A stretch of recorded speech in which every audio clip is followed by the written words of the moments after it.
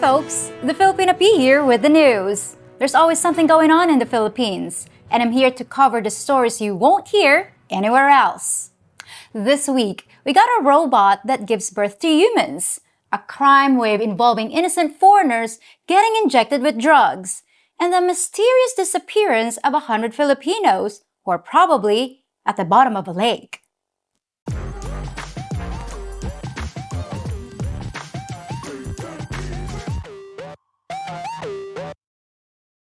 Our first story is both fascinating and disturbing. China is currently building the world's first pregnancy robot. And although it might look like something from a sci-fi novel about a dystopian future, there's gonna be a working prototype by next year. And this isn't just some kind of incubator. This is a replacement for the whole gestational system from conception to birth. It's a robot that can interact with humans while carrying a baby throughout the entire pregnancy. With an artificial womb and a handy-dandy tube that acts like an umbilical cord, the robot nourishes the fetus until it's time to pop out. Then the baby is delivered hot and fresh to your door within 30 minutes or your money back. But why? Why would anyone create this? Well, according to the article, it's purely for the benefit of infertile couples. According to the Chinese government, they're having issues with infertility, which has risen from 11.9% to 18% in just over a decade. Sounds legit, but I can think of so many ways this could totally go off the rails. Call me an alarmist, but I can imagine a literal baby factory with row upon row of robots, turning out babies like an assembly line. Endless fields where human beings are no longer born. We are grown. I don't believe it. It's not possible. It's not only possible, it's already been done. Back in 2017, a lamb was grown inside a bio bag, not very different from this thing. And just imagine if a government wanted to mass produce its own army. They'd be making children with no parents and no allegiance to anything but the government that created them. Gives a whole new meaning to the phrase growing your own. As for the Philippines, we don't need any baby factories. We'll just keep doing it the old-fashioned way and making our beautiful little imperfect human beings. And now for a Filipina who really is close to being perfect, at least when it comes to sports. Congratulations to 18-year-old Kira Illes, who just brought home the gold in this year's European Junior Triathlon. She's been training for years under her mom, who's also a triathlete, so it looks like hard work and dedication ran in the family. Kira was the only Filipino to compete in the event, which involved 750 meters of swimming, 22 kilometers of biking, and a 5-kilometer run, all in just an hour and 5 minutes. When asked how she completed the race so quickly, Ellis replied, "Race? What race? I was just trying to get to a fiesta before they ran out of lechon." Okay, get ready for a story so bizarre, you'll know it had to happen in the Philippines. Back in 2022, a whole bunch of cockfighters started disappearing. Now, for those of you that don't already know, cockfighting is a blood sport where two roosters fight to the death by tearing each other to pieces with sharp blades attached to their legs. I have no clue how anyone could enjoy watching that. I think it's barbaric and it needs to stop, but it's still very popular in my country, which is sickening. But anyway, some of the folks who were gambling on the fights started to disappear, a total of 34 of them. Every single one of the men was suspected of cheating and rigging the cockfights. But where did they all go? Well, after further investigation, 6 security guards at the Manila Arena were accused of kidnapping the cheaters, and one of the suspects has finally confessed. He says that the gamblers were abducted, choked with wire, and then their bodies were thrown into Lake Taal, near the bottom of an active volcano. The thing is, he says the total is more like 100 victims, not just 34. They include drug dealers and other people who were causing trouble. Now, I'm all for a speedy justice system, but this is just plain wrong. In order to get to the bottom of things, it was decided that a team of divers would search as deep as possible to recover human remains. But so far, none of the missing cockfighters have been recovered, and until they are, justice cannot be served.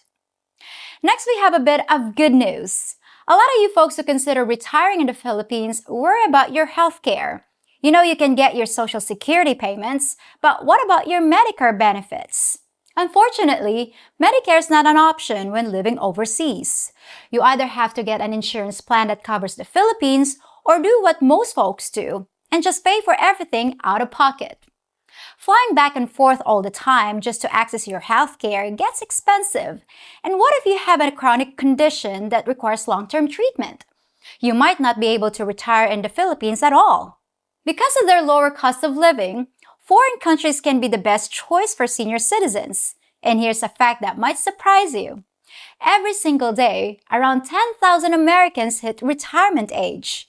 But if they can't afford to live in the US and they can't get their benefits overseas, what are they supposed to do? Well, it looks like everything might be changing because a bill called the Medicare Portability Act was introduced to the United States Congress. If it becomes law, it'll make your healthcare available in a dozen different countries, including Mexico, Canada, Germany, and of course, the Philippines. We're excited on this side of the Pacific too, because a lot of Filipinos that move to America to become doctors, nurses, and soldiers want to retire back in the Philippines and still have access to the system they paid into. And the best part is, everybody wins, including the US government. Instead of paying high prices for medical care, it'll cost a lot less to use Filipino doctors overseas. It helps the Philippines economy and it saves your government money, so let's get that bill passed. And now for a truly disgusting story. Did you know that people in Spain actually eat Filipinos? It's absolutely true, and I have the proof.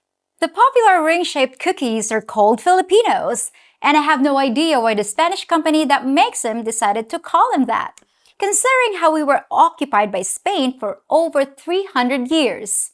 It seems a little culturally insensitive, since the cookies are dark on the outside and white on the inside.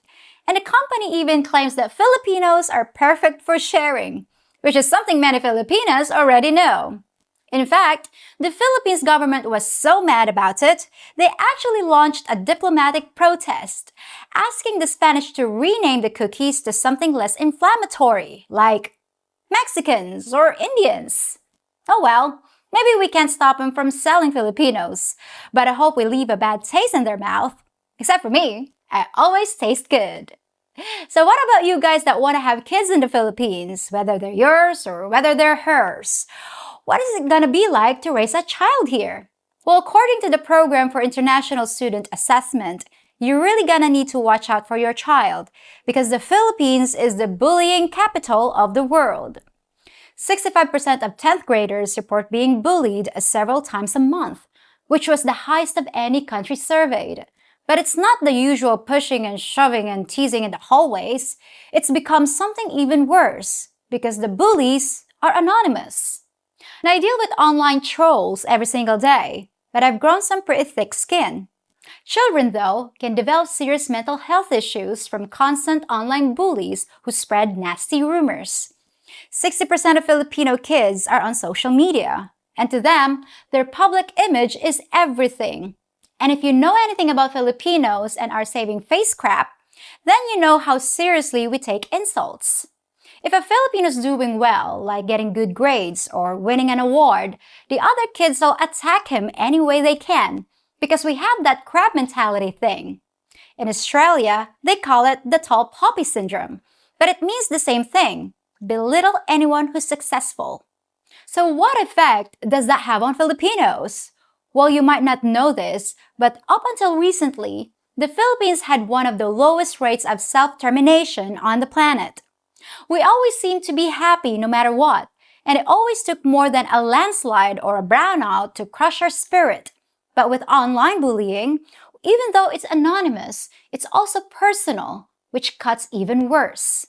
In the period between January and June of this year, over 2,000 Filipinos ended their own lives.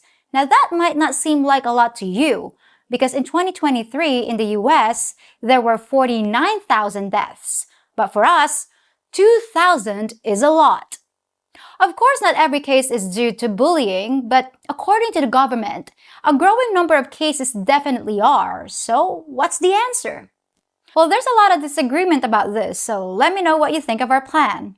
One of our senators has introduced a bill that would ban children under the age of 18 from accessing any social media sites, similar to what they just did in Australia.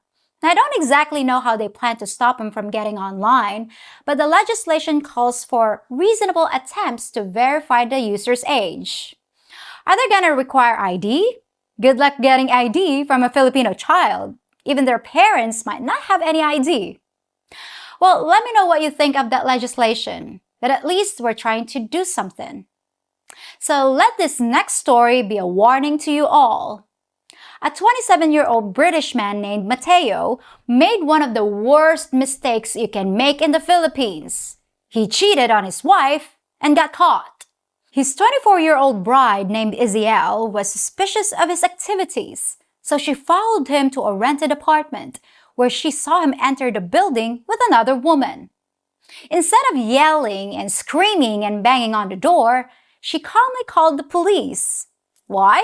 Because this is the Philippines, one of the few countries where infidelity is actually a crime. Police raided the apartment and found the two lovers in a compromising position. As a result, Mateo was arrested and now faces up to 4 years in prison. His 24-year-old paramour was also arrested because under Philippines law, she's guilty as well. Iziel says she has no regrets and hopes they both end up behind bars. But just in case you think the law favors women, think again. According to the article, when the wife cheats, the punishment is 50% longer. A woman gets sentenced to 6 years in prison for the same crime. On top of that, a woman is just as guilty for a one-time fling, but a man has to have an ongoing affair before he can face jail time. I'm not sure why they made the law like that, but it sure sounds like the men are being excused for a quickie at the neighborhood brothel. In any case, if you're married, stay away from other women. And if the woman you're seeing is married, the same rules apply. In the Philippines, we don't mess around when it comes to messing around. Now, you might think that rotting away in a Filipino prison is the worst fate imaginable, but at least you're still barely breathing, which is more than I can say for the people in this next story. On Monday, just 4 days ago, 2 more Japanese visitors were fatally shot as they exited a taxi in a busy nightlife area in the nation's capital. And it wasn't in the middle of the night, it was just 10 p.m. Witnesses said that a gunman approached the men, shot them, stole their valuables, then took off on a motorbike. And unfortunately, this sounds very familiar. In fact, this is part of a year-long crime wave that's rocking Manila, as a total of 25 Japanese citizens have become victims of crime. It's so bad that the Japanese embassy has issued a warning to avoid walking around after dark and urging people not to resist when being robbed. But why are the criminals only picking on the Japanese? They're not. They also target South Koreans. In May, 4 gunmen on motorbikes ambushed and robbed a pair of Korean tourists in broad daylight, causing their government to issue a warning of its own. Western guys get robbed too, but the criminals seem to prefer Asian targets, which probably means one of 2 things. Either they think you're not carrying as much money as a Japanese businessman in a 3-piece suit, or they know that half of you would pound them into the ground before they could draw a weapon. But even though you might be a little safer from that kind of robbery, there's another kind of crime that makes you the perfect target. And it just happened to a French guy named Matthew. He was walking around Makati when a group of friendly locals offered to show him around. After they had lunch together, they all got into a taxi. And then Matthew felt a pinch on his arm when he was injected with something. When he woke up, his $2,000 in cash was gone, along with his phone. But at least he still had his life. Police say that drugging a tourist drink is an old tactic, but injecting them is something new. Although they didn't recover his money, police did locate his phone using a tracking app. Who did they catch with the phone? A gang of 5, including a 68-year-old woman. So stay safe out there and don't get into a taxi with people you don't know. Well, that's it for this week, but I'll be back next time with something a little more casual. And for those of you who want to talk about the Philippines, feel free to join me on my Patreon page, where we discuss just about everything under the sun. Till then, folks. If you think about it, I'm kind of like the farmer's daughter, ready to make you laugh while helping you grow your plans for the Philippines. I can also tell you how to find a good Filipina so you don't end up with a hoe. If you appreciate all my labor, please hit the thumbs up button, subscribe to my channel, and tap the notification bell so you'll know when it's time to harvest the next video. And don't forget to check out my Patreon page for extra content and exclusive videos and features. Hey, the troubling salesman's here to see you again. He's such a nice man. He promised to plow my field.